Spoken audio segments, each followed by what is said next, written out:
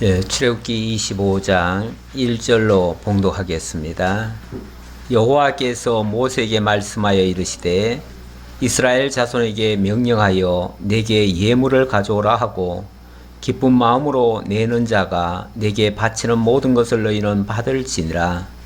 너희가 그들에게서 받을 예물은 이러하니 금과 은과 녹과 청색 자색 홍색 실과 가는 배실과 염소 털과 붉은 물들인 순양의 가죽과 해달의 가죽과 조각목과 등유와 관유에 드는 향료와 분향할 향을 만들 향품과 호마노며 애복과 흉패에 물릴 보석이니라.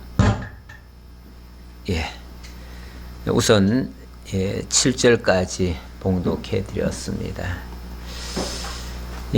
25장부터는 이제 드디어 규례의 내용으로 들어가는데 그 첫 번째가 성막의 규례 수여가 되겠습니다. 규례 크게 말하면은 성막과 제사장과 제물로 나뉘어진다고 말씀드렸습니다. 그 가운데가 첫 번째 성막 규례이고요. 이 성막 규례는 하나님의 식양과 내용의 다양성으로 말미암아 단일 주제로는 성경에서 가장 많은 분량을 차지하고 있습니다. 제가 알기로 한 50장 정도에 걸쳐서 이 규례, 성막에 대한 이야기가 나오고 있습니다. 성막이 뭐가 그렇게 중요하길래 이렇게 많은 분량을 소개했을까? 그 모습들 하나하나가 사실은 다 의미가 있습니다. 특히 소중한 그리스도의 사역을 계시하고 있습니다. 그래서 우리는 이 성막 규례를 왜 하나님께서 주시고 또 그 식양을 따라서 만들게 하시고 그 용도는 무엇이며 그 의미는 무엇인가, 이런 내용을 조금 더 구체적으로 살펴볼 필요가 있는데, 그래서 오늘은 그림도 조금 준비를 해 보았습니다. 그래서 함께 그림을 보면서 그 의미까지 확인하면 좋겠습니다. 자, 일단 내용을 한번 보기 위해서 조금 넘겨볼까요? 성막이란 무엇인가를 먼저 좀 알고 싶고요. 성막이 가리키는 의미가 무엇인가, 물론 궁극적으로는 성막이 뭘 가리키는 건가를 살펴봐야 될 것이고요. 그리고 오늘 내용 속에서 성막이 지어지는 그 과정 그리고 방법에 대해서 소개를 하고 있습니다. 조금 전에도 제가 봉독한 데서도 뭐 여러 가지 예물을 가져와라 하나님께서 이렇게 말씀하셨어요. 그 예물을 뭐 한 데서 뚝딱 이렇게 지어내는 게 아니고 하나님께서 각 그 언약 자손들에게 예물을 가져오라고 합니다. 근데 예물을 가져오는데 기쁜 마음으로 내는 자가 내게 바치는 것을 너희는 받으라, 이렇게 얘기를 합니다.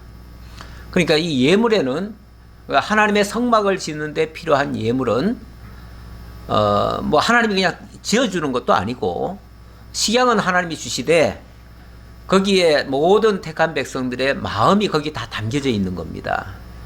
무슨 뭐 물건만 가지고 물질만 가지고 짓는 게 아니고 기쁜 마음으로 내는 그것을 하나님이 받으시라는 겁니다. 결국은 그 언약 자손들의 그 마음을, 그 마음 중심을 거기다 담으라는 겁니다. 자, 그래서 지어지는 그 과정도 굉장히 중요합니다. 결론도 중요하지만 과정도 중요하지요. 이 성막이 가리키는 의미가 결론이라면은 그 과정은 과정도 매우 소중하다는 거예요. 과정 없는 결론은 없습니다. 그래서 그런 내용들을 오늘 살펴봐야 되는데, 일단 오늘 전체 들어가기 전에 오늘 묵상한 말씀이기도 하고요. 히브리서 9장 9절을 한번 좀 보겠습니다. 이게 전체 성막입니다. 이렇게 지으라고 식양을 주신 겁니다. 이 장막은 현재까지의 비윤이 이에 따라 드리는 예물과 제사는 섬기는 자를 그 양심상으로 온전하게 할 수 없나니.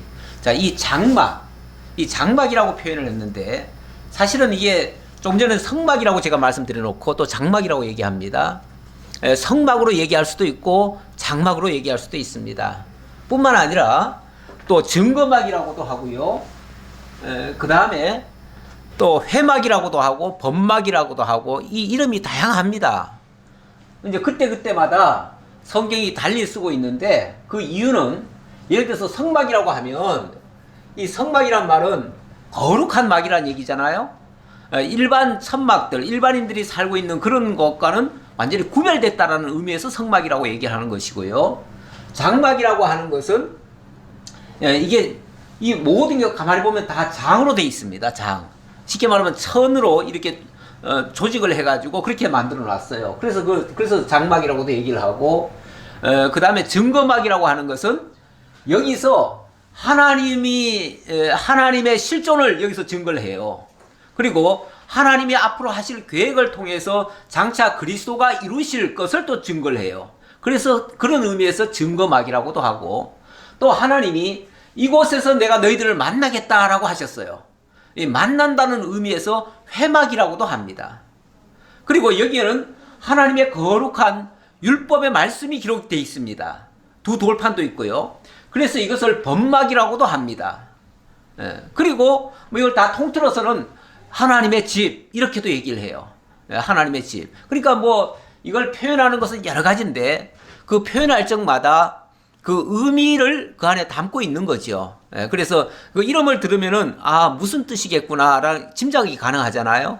그래서 여기서 일단 장막이라고 지금 표현을 했는데, 이러한 장막들, 이러한 모습들은 현재까지의 비유다. 현재까지의 비유다. 물론 이거는 신약의 개념에서 한 말이에요. 그러니까 신약이 바로 현재 아닙니까? 현재 바로 예수 그리스도를 통해서 이루실 것에 대한 비유였다 그 말이죠. 이 장막은 장차 예수 그리스도가 이루실 것에 대한 비유였다 그 말이고요. 자, 이에 따라서 그렇기 때문에 드리는 예물과 제사는 섬기는 자를 그 양심상으로 온전하게 할 수 없나니, 비유라고 하는 것은 어디까지나 그걸 가리키는 것일 뿐이지 그게 실체는 아니잖아요. 그러니까 이 비유로서 온전케 할 수는 없었습니다. 모형과 그림자가 온전케 할 수는 없었어요. 그러니까 그거는 장차 온전케 하실 것을 가리키는 하나의 표지였던 거죠. 그러니까 이 손가락이 가리키는 그 표지가 무엇인가를 제대로 알아야 된다 그 말이죠. 장막 자체를 배우는 게 아니라 그 장막이 가리키는 게 뭘 가리키는 거냐 그걸 알라는 거죠. 그러면서 이런 것은 먹고 마시는 것과 여러 가지 씻는 것과 함께 육체의 예법일 뿐이며 개혁할 때까지 맡겨둔 것이니라. 개혁할 때까지, 그러니까 온전한 것으로 바뀔 때까지. 개혁이라고 하는 게 온전한 것으로 완성되는 걸 얘기하는 거거든요. 자, 그렇게 될 때까지 임시로 보여준 것에 불과했다 그 말이죠. 그러니까 구약의 이 장막이라고 하는 거는 장차 실체로 이루어질 것에 대한 모형과 그림자였지 그 자체가 실체는 아니었다 그 말이에요. 그러면서 10장 1절에서는 그래서 결론적으로 율법은 장차 올 좋은 일의 그림자일 뿐이요 참 형상이 아니므로, 실체가 아니므로 해마다 늘 드리는 같은 제사로 나오는 자들을 언제나 온전하게 할 수 없느니라. 어디까지나 율법 그리고 규례 이런 것들은 장차 온전케 하실 것에 대한 모형과 그림자였고 예표적인 사건들이었던 거지 그게 실체는 아니었다. 요거를 기억하고 이제 본문 속으로 들어가 보자 그 얘기죠. 예. 지난주까지는 24장을 했으니까요. 규례 수요 준비를 하고요. 그런데 이제 지난번에 제가 조금 강조를 했는지 안 했는지 모르겠는데 이 규례를 주실 때에 하나님께서 모세와 여호수아를 불러서 돌판을 친히 주셨습니다. 요 장면을 우리가 기억을 하고 넘어갔으면 좋겠어요. 왜냐하면 우리가 흔히 이 하나님의 말씀은 모세에게만 주었다라고 생각을 하는데 아니에요. 이 모세에게, 물론 모세가 대표니까 당연히 모세가 받았지요. 받았는데 그 옆에 여호수아가 같이 있었어요. 일종의 여호수아가 증인인 거예요. 증인이고 이 모세에게 주었던 이 율법의 말씀이 여호수아를 통해서 이루어지는 거예요. 그렇기 때문에 여호수아가 함께 있었다는 것은 굉장히 소중한 이야기가 되고요. 이 여호수아는 나중에 보면 예수 그리스도에 대한 예표적인 인물이기도 해요. 예수 그리스도가 원래 히브리어의 여호수아라는 단어가 이게 예수아로도 번역이 되고요. 나중에 보면 이게 헬라어에 와서는 예수스라고 되어 있어요. 그래서 예수스가 바로 예수입니다. 예수. 그래서 여호수아라는 단어와 예수라는 단어가 사실은 같은 단어예요. 그래서 예표적인 인물이다라고 말씀드릴 수 있고요. 자, 그 다음에 보면은 이제 오늘 25장으로 넘어오면 드디어 성막 규례가 수여되는데요. 자, 성막을 어떻게 짓는가? 모든 백성들이 참여하게 만듭니다. 그러니까 하나님이 시향은 주시는데 그 시향에서 너들 마음대로가 아니라 그리고 하나님이 또 일방적으로 지어만 주시는 게 아니라 모두가 다 참여를 시켜요. 참여시키는데 무엇으로 참여를 하는가? 일단 예물로 참여를 하는 거죠. 예물로 참여하는데 그 예물은 또 어떤 기준으로 드리게 하는가? 자, 오늘 첫 번째 내용을 보니까 기쁜 마음으로 내는 것들을 받으라 하십니다. 그러니까 예물을 드리되 기쁜 마음으로 드리게 하라 그 말이죠. 그리고 예물의 종류는 성막에 꼭 필요한 재료, 뭐 쓸데없이 많은 것도 필요 없습니다. 그래서 나중에 예물을 드리라고 해놓고 백성들이 너무 많이 가져와요. 그래서 나중에 어떻게 하냐면 그만 가져오라 그래요. 그만 가져오라. 사실 너무 지나치게 많아도 소용없는 겁니다. 그렇죠? 다 필요한 것만큼만 있으면 되는 거죠.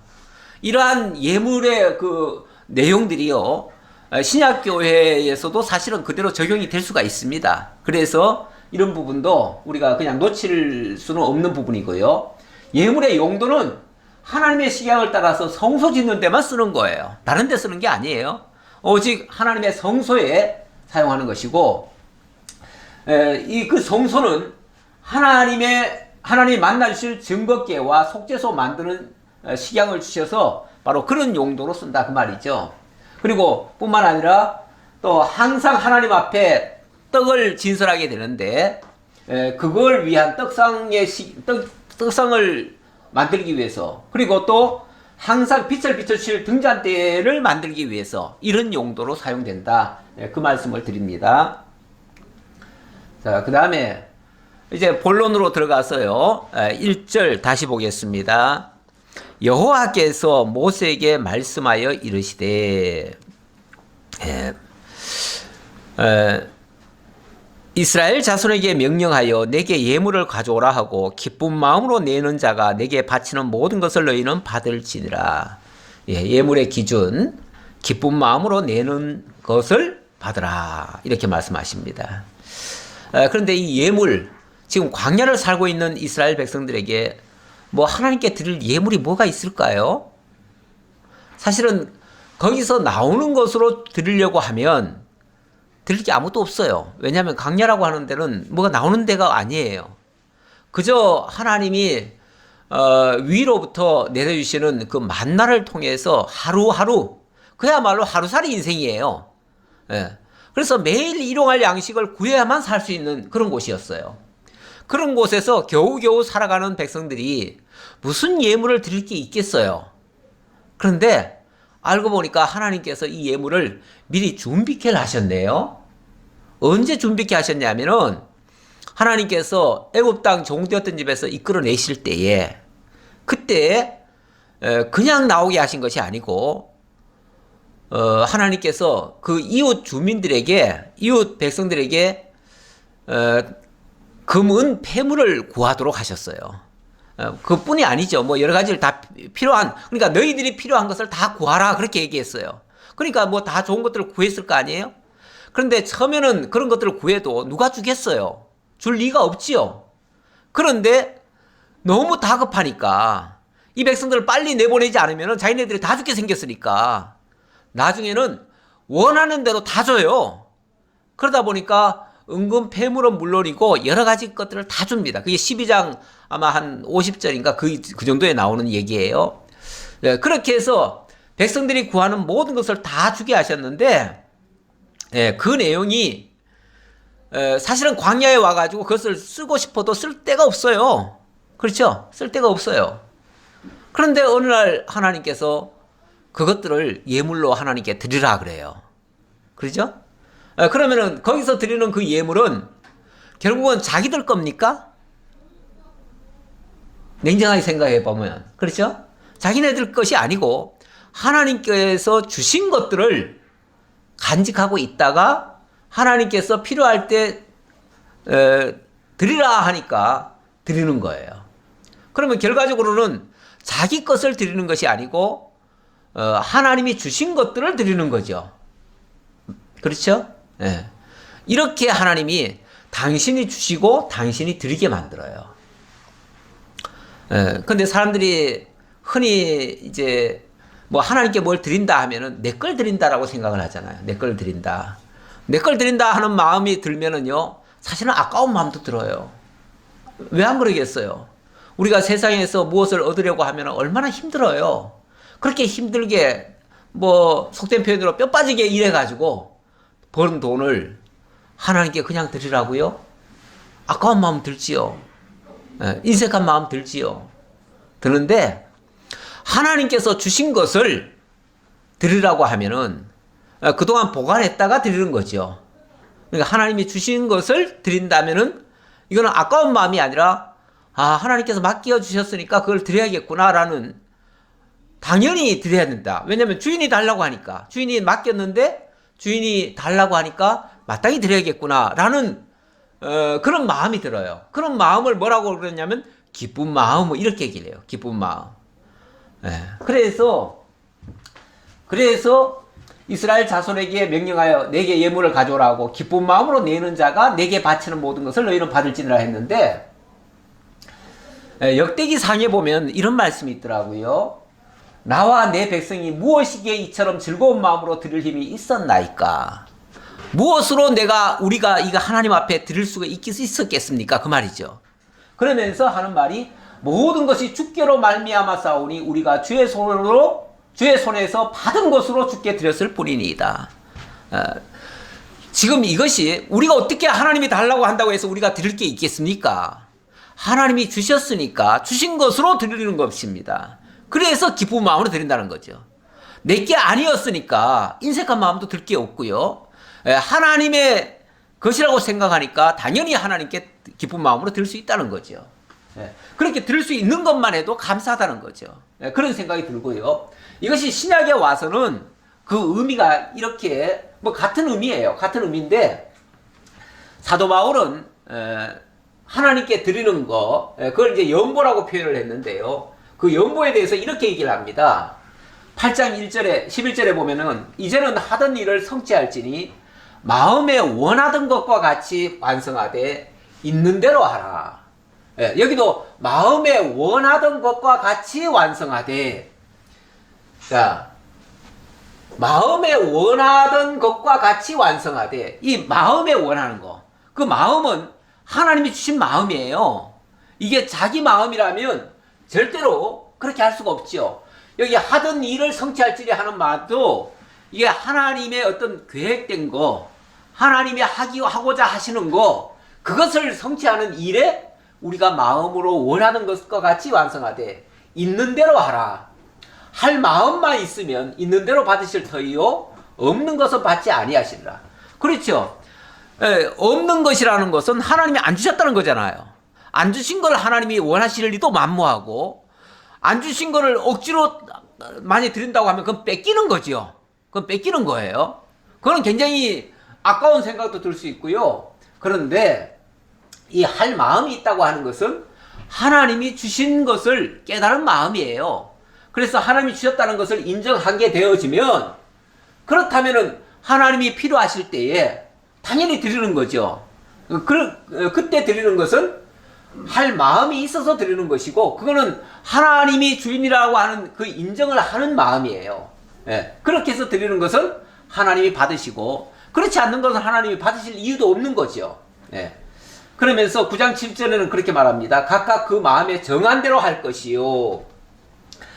이것이 이제 소위 말해서 자원이죠. 자원. 그러니까 신약 교회의 그 연보 시스템은요, 철저하게 자원입니다. 그런데 지금도 많은 그 교사들이 이 연보라는 용어를 안 쓰더라고요. 안 써요. 계속해서 자꾸 헌금이라는 용어를 쓰는데, 제가 지금 신학교에서 이제 돌아가면서 교수들이 이제 체프를 인도를 합니다. 인도를 하는데, 저도 이제 지금 한 네 번째 정도 인도한 것 같은데, 저는 인도할 적마다 이제 또 연보 기도도 하거든요. 당연히 거기는 헌금이라고 써 있는데, 저는 이제 연보 기도하고, 그리고 연보한 거에 대한 그런 얘기를 하고, 그리고 이제 연보라는 용어도 제가 아마 한번 설명했을 거예요. 예. 그렇게 하니까 생전 처음 들어봤대요. 아니, 교회를 그렇게 오래 다니셨으면서 성경에 있는 용어를 그렇게 모르시다니 의아하지요. 그런데 또 그 중에 또 일부는 정말 오랜만에 들어본 이야기인데, 맞아요, 성경에 연보라고 돼 있지요 하고서 또 찬동하시는 분도 있어요. 제대로 알면은 다 찬동이 되겠지요. 근데 어쨌든 그동안 하도 안 써가지고 생소하다고 그래요. 근데 이 헌금이라고 하는 용어는요, 이 헌금이라는 용어는 이게 이제 세금자 아닙니까? 그리고 바치는 자지요. 돈을 바친다는 얘기예요. 돈을 바친다. 그런데 이 돈을 바친다는 말에 주어가 없잖아요. 이게 누구 거냐는 거죠. 그러면 바친다고 그러면은 내 걸 바친다는 얘기가 돼버리잖아요. 그러면은 하나님이 내게 내 걸 뭘 바치기를 원하시고, 나는 돈을 드려야 돼, 하나님 앞에. 하나님이 돈을 요구하시고 내가 돈을 바치는 꼴이 돼요. 이렇게 되면 내 마음에 만약에 이게 기쁜 마음이 없다면은 이건 돈을 강탈당하는 거죠. 쉽게 말하면 돈 내놔. 그래서 내가 돈 드립니다. 안 드리면 도둑놈이야. 이러면은 결국은 이거 하나님께 뺏기는 꼴이 되잖아요. 그렇잖아요? 그래서 이 헌금이라는 용어는 사실은 부적절합니다. 부적절해요. 그리고 실제로 성경에 연보라고 하는 단어가 많이 있고요. 없는 얘기를 하는 게 아니에요. 제가 지어낸 말이 아니고, 성경의 원리 자체가, 물론 구약에는 헌금이라는 개념이 있었습니다. 그때는 당연히 하나님께서 바치라는 거예요. 바치라. 그러니까 당연히 헌금이 되는데, 신약의 개념은 그게 아니고, 하나님께서 주셨음을 깨닫고 기억하는 자가 그것을 정말 하나님의 필요에 의해서 하나님이 주신 것으로 하나님께 드리는 그 마음을 각각 정하는 거예요. 이게 뭐 강제로 뺏기는 게 아니고 각각 그 마음에 정한 대로 할 것이요. 그러니까 이거는 철저하게 자원하는 거죠. 그래서 신약의 모든 연보는 자원입니다. 자원이 아닌 거는 강탈당한 거예요. 그래서 억지로 뺏기는 거는 사실은 그건 하나님 앞에 상달이 안 돼요. 실제로 하나님이 원하시는 것은 재물이 아닙니다. 그 재물을 드리는 자의 마음이죠. 근데 그 마음은 하나님이 주인이라는 사실을 기억하거나 하나님께로부터 받은 것이라는 것을 기억했을 때는 감사함으로 드릴 수 있죠. 왜냐하면 하나님이 10개를 줘놓고 예를 들어서 하나를 바치라는 식의 그 용도를 얘기하셨거든요. 그러면은 하나님 바치라고 해도 몽땅 다 바치라는 것도 아니에요. 그런데 그것이 만약에 이게 내 건데라는 생각이 들면 진짜 못 드리죠. 이 돈이라는 게요, 사람을 얼마나 간사하게 만들고 또 피폐하게 만들지 몰라요. 그러니까 돈 때문에 모든 문제가 다 불거지잖아요. 형제간에도 그렇게 사이가 좋다가 부모가 조금 물려준 그 재산 때문에 난리가 나잖아요. 형제간에 그냥 의를 상하기까지 하면서까지 그냥 이판사판을 하잖아요. 그게 돈이 그렇게 야를 부리는 거예요. 그 돈에 그냥 사람들이 다 녹아나는 거예요. 그런데 그게 내 거라고 생각하면 그런 생각이 드는데, 하나님 거라고 생각하면 그런 생각이 안 들어요.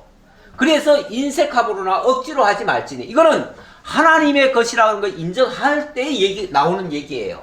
그러면서 하나님은 즐겨내는 자를 사랑하시느니라.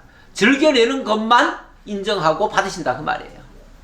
하나님이 원래 그 제사를 드릴 때도 그 가인과 아벨 제사 때 보면은, 아벨은 정말 그 제사의 의미를 알고 하나님께 기쁜 마음으로 첫 것과 그의 피를 가지고 하나님 앞에 드렸어요. 이거는 제대로 알고 드렸다는 얘기예요.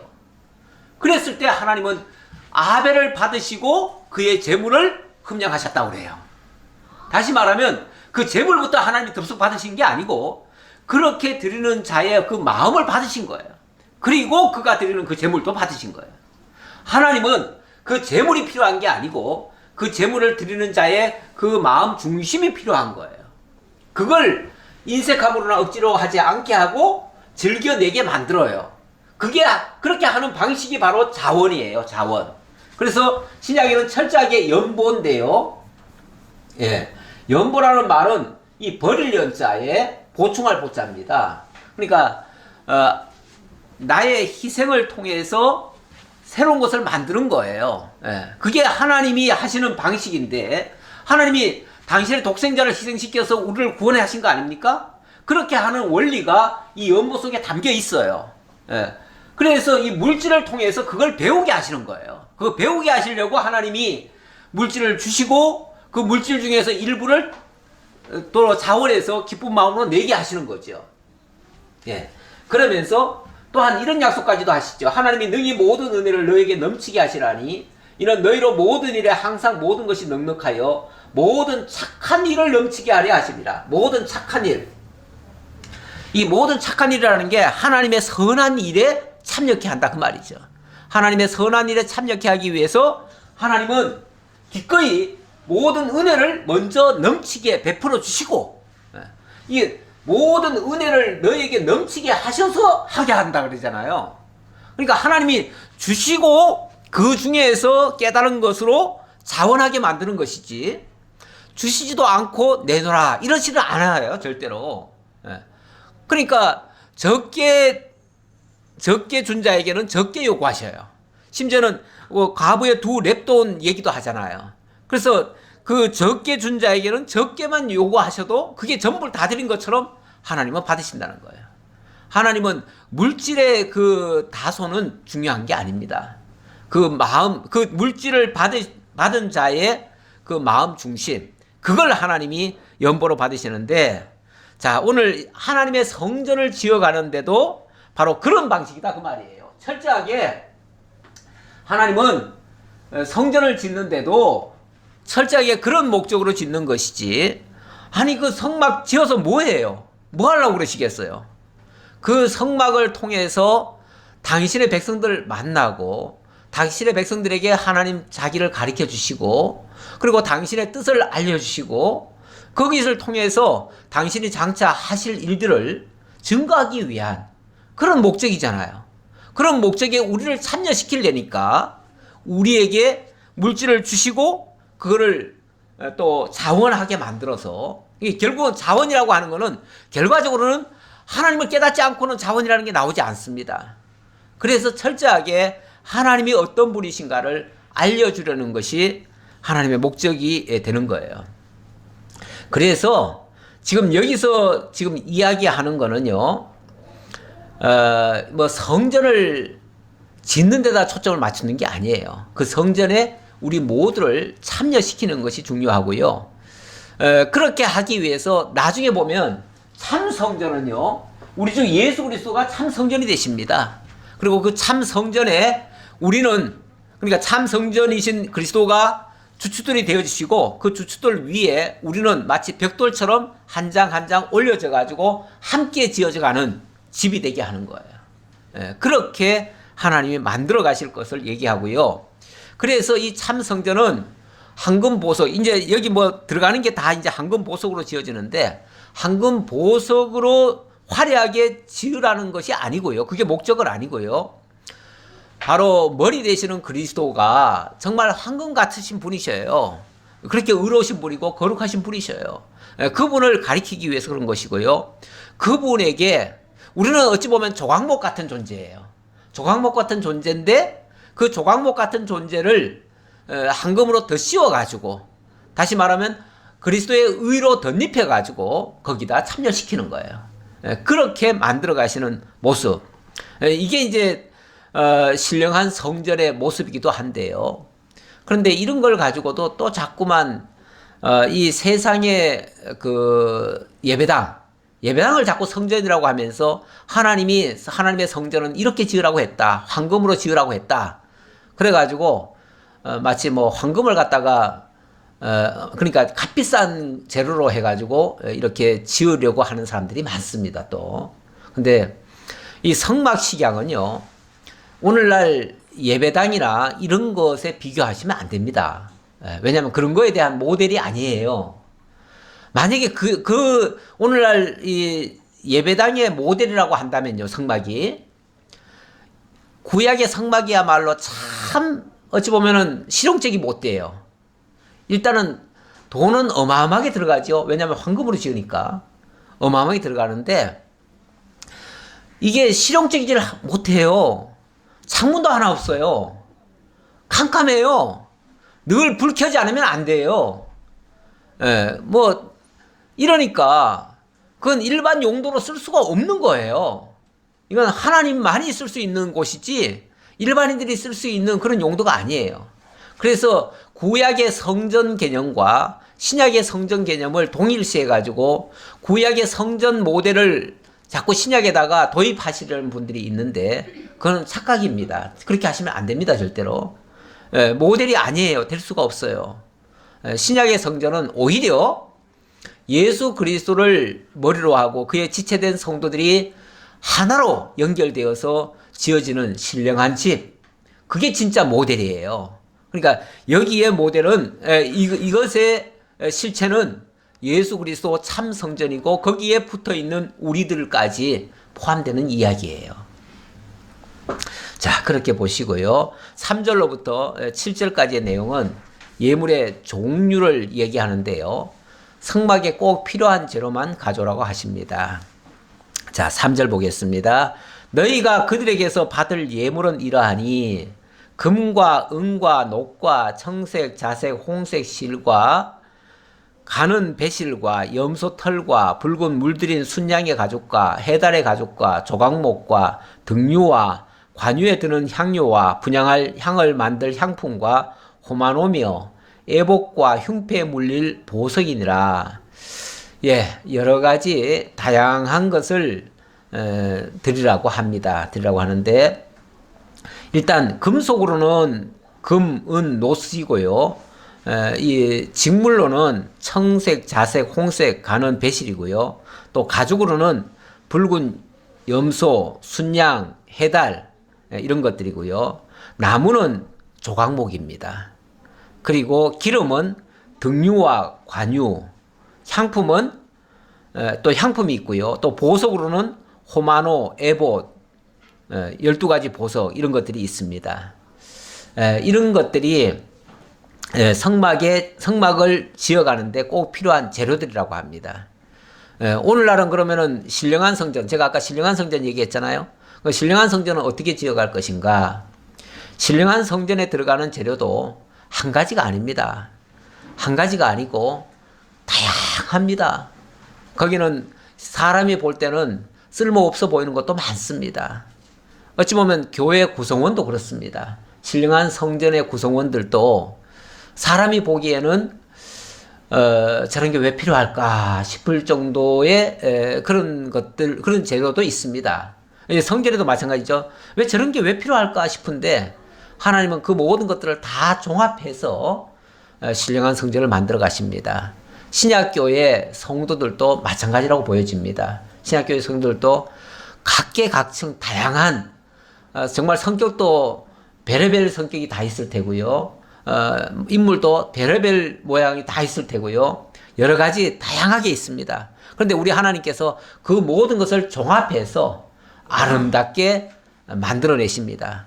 근데 무엇으로 만들든 간에 그것이 빛나는 거는 자기들 스스로 빛나는 게 아니고 하나님께서 그 밝은 등불을 켜시죠. 등불을 켜심으로 말미암아 이게 이제 모두가 다 빛나는 겁니다. 사실 그 캄캄하게 지어 놓으면요 빛나지도 않지요. 빛나지도 않는데 거기에 등불을 켜면 빛나는 겁니다.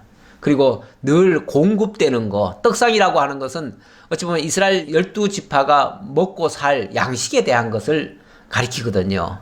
그러니까 이스라엘 백성들이, 언약 자손들이 거기서 나오는 그 식물로 먹고 살게 될 것인데, 이건 하나님의 입으로 나오는 그 말씀으로 말미암아 영원히 살게 될 것을 가리키는 겁니다. 우리 주 예수 그리스도께서 내가 곧 생명의 떡이다 이렇게 말씀하시죠. 너희가 구약에서 이렇게 살았지만은 내가 하늘에서 내린 참 만나고 너희에게 양식이 되어준다 하시면서 나를 먹으라 하셨는데, 바로 그리스도와 연결되고 그리스도를 통해서 우리가 살게 될 것을 가리키는 그런 내용이 되겠습니다. 자, 이런 것들을 가르쳐 주기 위해서 하나님은 여러 가지 예물을 드리라고 하셨습니다. 자, 그 다음 예물의 용도. 자, 이번에는 예물의 용도를 보겠는데요. 자, 8절에 보니까 내가 그들 중에 거할 성소를 그들이 나를 위하여 짓되 무릇 내가 너에게 보이는 모양대로 장막을 짓고 기구들도 그 모양을 따라 지을지니라. 하나님이 그들 중에 거할 처소다, 그들 중에 거할 성소다 이렇게 얘기를 하네요. 그래서 제가 아까 여러 가지 이 성소의 이름이 여러 가지로 쓴다고 그랬죠. 여기 뭐 장막이라고도 표현했고 또 성막이라고도 얘기를 하고 또 여기 뭐 또 뭐라고 얘기를 합니까? 거할 성소 또는 만나는 뭐 회막 이렇게도 얘기할 수 있는데, 바로 이것은 하나님이 당신이 이스라엘 백성들과 만나고 여기 거하시면서 자기 이름을 두시고 여기 거하시면서 이스라엘을 떠나지 아니하시고 이스라엘과 함께 있을 것을 가르쳐주는 그런 성소입니다. 그런데 여기에 여러 가지 모양들이 있죠. 여러 가지 모양들이 있는데, 이런 거, 이제 지금 뭐 얘기하는 거는 주로 이제 여기 부분을 얘기하는 겁니다. 요 부분. 이거는 바깥에 거는 나중에 보고요. 자, 그런데 이렇게 짓는데, 내가 너에게 보이는 모양대로 장막을 지으라. 그러니까 이 식양은 하나님이 만들어서 주신다 그 말이죠. 사람의 방식이 아니라, 사람 생각대로가 아니라, 자, 하나님을 만나는데 우리 방식대로 만나는 게 아니라 하나님의 방식대로, 하나님이 말씀을 주시는데 우리 생각대로가 아니라 하나님의 뜻대로, 철저하게 하나님 중심입니다. 하나님 중심. 근데 우리가 이제 자칫하면은 우리 방식대로, 우리 정성껏, 우리 힘껏, 우리 능력껏 뭘 하려고 합니다. 그래서 심지어는 우리가 하나님께 잘 해드려야 된다라고 생각해서, 그래서 나중에 천국 가서 뭐라도 할 말이 있으려면은 내가 그래도 하나님의 집을 잘 지어드리고, 그래서 또 성도들도 많이 하나님 앞으로 인도하고 그리고 가야지. 목회자 중에 그렇게 생각하시는 분들이 꽤 많더라고요. 그래가지고 어느 정도 교회 부흥하고 나면은 내가 그래도 이제는 하나님 앞에 가서 이제는 떳떳하게 하나님 할 만큼 하고 왔습니다 이렇게 말할 수 있다고 그렇게 또 얘기하시는 분이 있더라고요. 그런데 우리 방식대로 해가지고 하나님 앞에 칭찬받을 생각하시면 안 됩니다. 하나님 방식대로 하셔야죠. 하나님이 기뻐하시는 방식으로 해야지요. 하나님은 많은 것을 주신 자에게는 많은 것을 요구하시고요, 적게 주신 자에게는 적은 것을 요구하신다고 그랬어요. 주시지 않고 요구하시는 법도 없어요. 그러니까 하나님이 주신 분량만큼 최선을 다하면 되는데, 하나님이 깨닫게 하신 대로 해야지 내 욕심대로 해서는 안 되는 겁니다. 그러니까 하나님의 일을 우리가 하되 하나님이 원하시는 방식대로 한다, 이런 자세여야지, 내가 계획을 세워놓고 내가 올해는 이렇게 해드려서 하나님 기쁘시게 해드리겠습니다, 이런 생각도 만용입니다. 그렇지 않겠어요? 하나님이 그렇게 원하지 않아요. 하나님은 각자의 분량이 있고 달란트가 있어요. 그걸 주셨어요. 그만큼 하라는 거예요. 그만큼만 하면은 우리로서는 최선을 다한 것이고요, 그 이상은 하나님은 원치 않아요. 그러니까 너무 과대하게 하나님 위한다고 하는 것도 결코 옳은 방식은 아닌 것 같아요. 주로 그렇게 말씀하시는 분들은 좀 그 인본적인 분들이 그렇게 주로 많이 얘기해요. 그러니까 사람 중심의 생각으로 그렇게 하는데 그거는 아닙니다. 그건 아니고, 어쨌든 이 성소라고 하는 것은 하나님이 함께 계실 장소다. 내가 그들과 함께 그들 중에 거할 성소다 이렇게 얘기했죠. 그들 중에 거할 성소다. 그래서 이스라엘 백성들은 이 성소를 중심으로 해서 이스라엘 그 12지파가 동서남북으로 이렇게 에워싸고 있습니다. 그래서 어디로 이동하면은 광야는 늘 이동하잖아요. 예, 이동하기 때문에 그래서 장막으로 지어야 돼요. 이걸 완전히 건축물로 완전히 짓는 게 아니고 이동이 가능한 장막. 예, 그래서 장막이라고 표현하는데 이 장막을 중심으로 하고 그 안에는 레위인들이 거하고요. 그래서 늘 하나님과 가까이 하기 위해서 거기에 거하고 나머지 백성들은 동서남북으로 다 나뉘어져 있습니다. 그래서 그 안에 있는 성소에서 성소 위에 구름이 뜹니다. 그리고 또 불이 그러니까 불기둥, 구름기둥이 그 위에서 움직입니다. 움직이면서 예를 들어서 불기둥이 움직인다, 구름기둥이 움직인다. 예를 들어서 밤 같으면은 불기둥이고 낮이면은 구름기둥인데요. 밤이든 낮이든 자관 그 위에 거하던 것이 만약에 움직이기만 하면 어떻게 될까요? 그럼 이동해야 돼요. 지체 없이 이동해야 돼요. 그래서 어디를 가든 간에 항상 중심에는 하나님이 계시고 백성들은 그것을 에워싸고 같이 있는 거예요. 그리고 필요하면은 하나님께서 제사장을 통해서 만나주시고 그러면서 하나님이 직접 그들을 다 돌보시는 거예요. 하나님이 이스라엘 백성들과 항상 함께 계신다. 함께 계신다. 이걸 뭐라고 표현하냐면 이사야 7장 14절에서 보면은 임마누엘이라 이렇게 얘기를 했어요. 임마누엘. 임마누엘이라는 말은 하나님이 우리와 함께 계신다라는 뜻이에요. 하나님은 한 번도 우리 곁을 떠난 적이 없습니다. 예수님이 이 땅에 오셨다가 실제로 오셨잖아요. 오셨다가 어느 날 죽으셨다가 부활하시고 열흘 만에 사실은 떠나셨죠? 떠나셨어요. 떠나시면서 하시는 말씀이 떠나니까 제자들은 예수님 떠나고 나면은 우리는 이제 천의 고아가 돼가지고 이제는 아무도 우리를 돌봐줄 리가 없다 이렇게 생각했어요.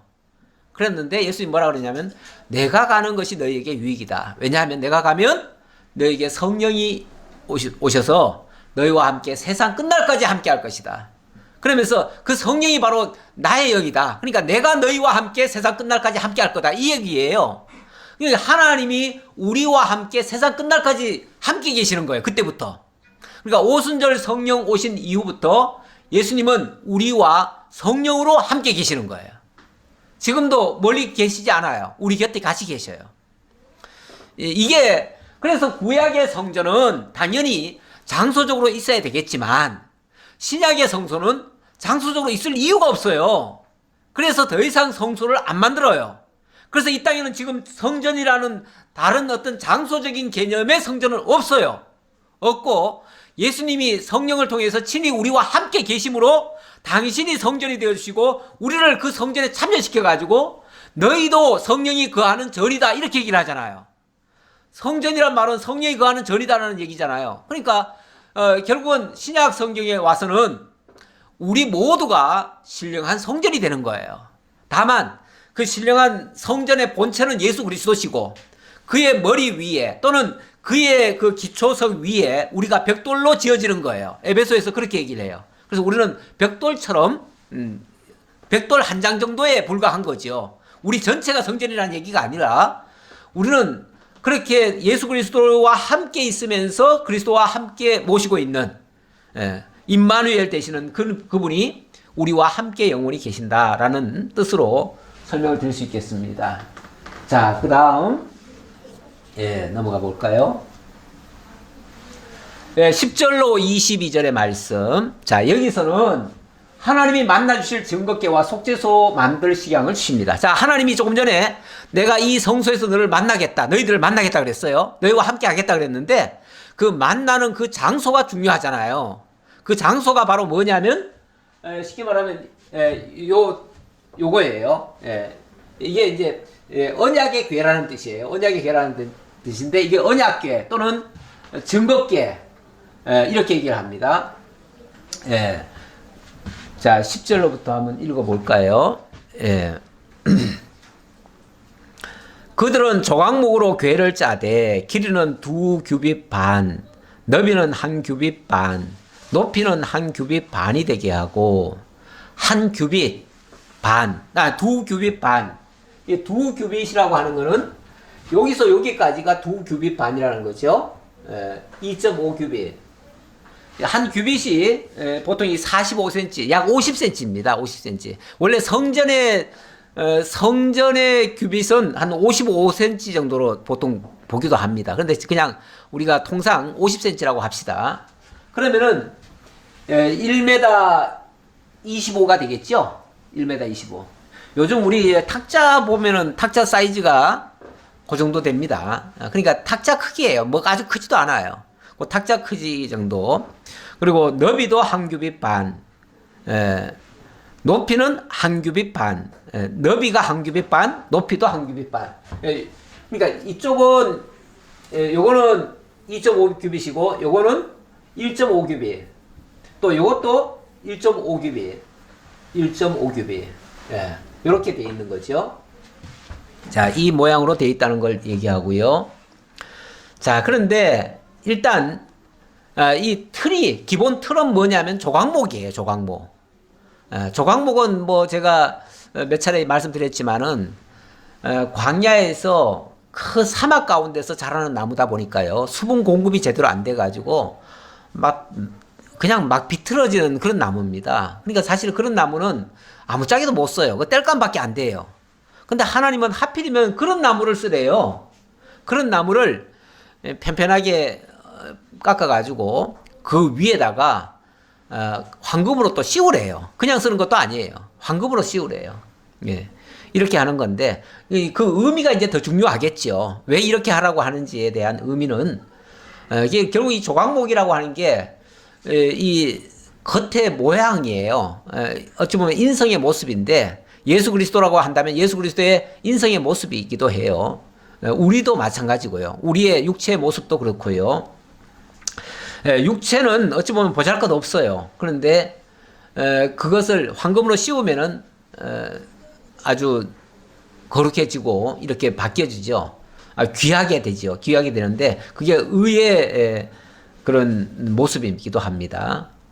순금으로 싸되 그 안팎을 싸고 위쪽 가장자루로 돌아가며 금태를 두르고, 그래서 여기 금태들이 있는 거예요. 이렇게 모습들이 있는 거예요.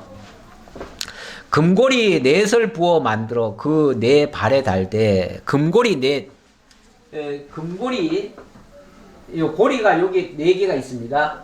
요 돌아가면서 네 개가 있고 거기에 채를 끼워 놓고 이렇게 하라는 거죠. 이게 왜냐하면 이동용이기 때문에 그렇습니다. 이 장막에 들어가는 것들은 다 이동용입니다. 예. 그래서 이쪽에 두 고리, 저쪽에 두 고리를 달며, 예.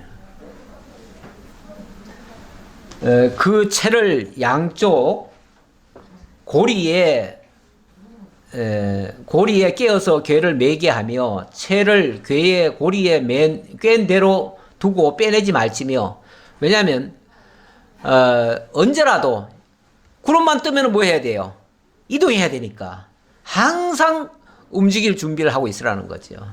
하나님의 역사를 늘 관심 깊게 지켜보다가 하나님의 역사가 있으면 움직이라는 거예요. 내 임의로 움직이지는 말고 하나님의 인도 따라 움직이라. 그러니까 항상 하나님의 인도 따라 움직일 준비하고 있으라. 이제 그런 얘기나 마찬가지예요. 내가 너에게 줄 증거판을 궤 속에 둘지며 순금으로 속죄소를 만들 때 길이는 2규빗 반, 너비는 1규빗 반이 되게 하고, 여기 순금으로 속죄소를 만들 때 2규빗. 이 속죄소라고 하는 거는요, 요 위에 걸 얘기하는 겁니다. 요걸 속죄소라고 그래요. 예, 요 위에 뚜껑이죠, 뚜껑. 이 뚜껑을 쉽게 말하면 속죄소라고 그래요. 속죄소. 이 속죄소라고도 하고요. 또 다른 말로는 이걸 또 시은소라고도 합니다. 시은소.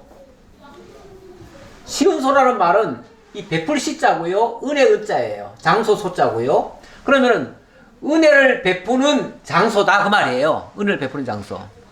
그래서 다른 말로는 또 시은좌라고도 해요. 시은좌. 이 좌라고 하는 건 의자지요, 의자.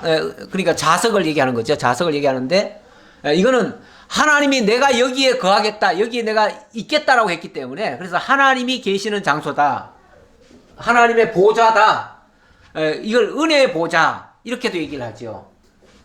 예. 그래서 그렇게 여러 가지 칭호가 있는데요. 좀 더 읽어보죠. 19절, 18절. 금으로 그룹 둘을 속죄소 두 끝에 쳐서 만들되 한 그룹은 이 끝에 또 한 그룹은 저 끝에 그 속죄소 두 끝에 속죄소와 한 덩이로 연결할지며. 다시 말하면 요 위에 요게 지금 천사 모습입니다. 천사 모습. 이 천사를 이 속죄소에다가 연결해 가지고 붙여놔라 그 말이죠. 다시 말하면 여기에 천사가 늘 지키고 있다, 이제 그런 뜻이에요.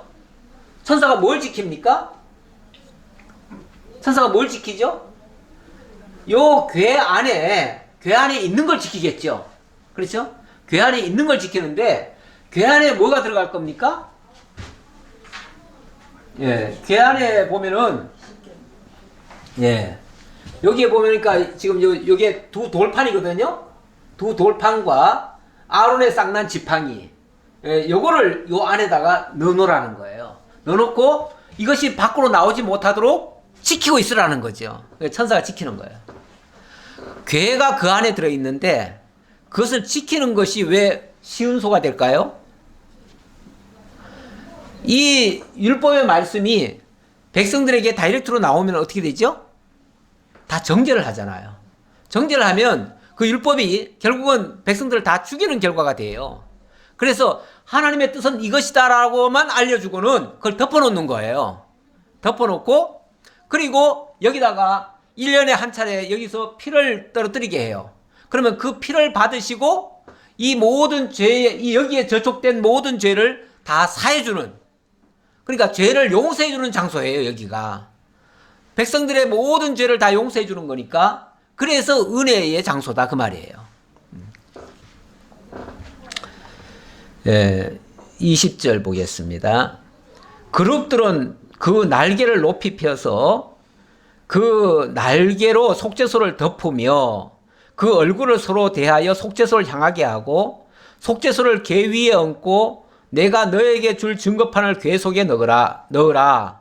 거기서 내가 너와 만나고 속죄소 위, 그 증거궤 위에 있는 두 그룹 사이에서 내가 이스라엘 자손을 위하여 내게 명령할 모든 일을 내게 이르리라.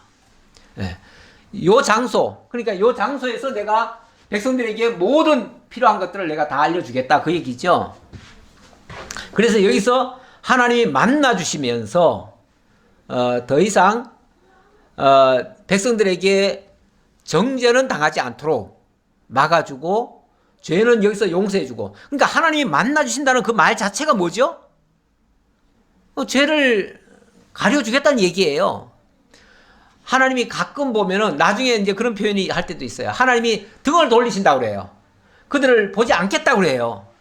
하나님이 보지 않겠다, 등을 돌리신다, 이렇게 말하는 거는요. 그러니까 그 백성들이 뭐 망하든지 죽든지 나는 모르겠다 하고 하나님이 그냥 등 뒤로 돌리셔요.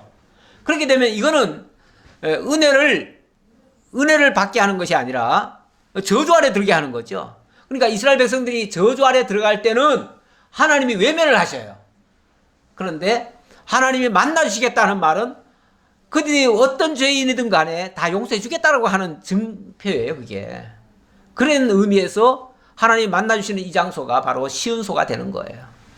하나님이 이렇게 은혜로 함께 하시겠다고 하는 그런 말씀을 하셨습니다. 제가 오늘 여기까지 준비를 했습니다. 기도하겠습니다. 아버지 하나님 감사합니다. 하나님이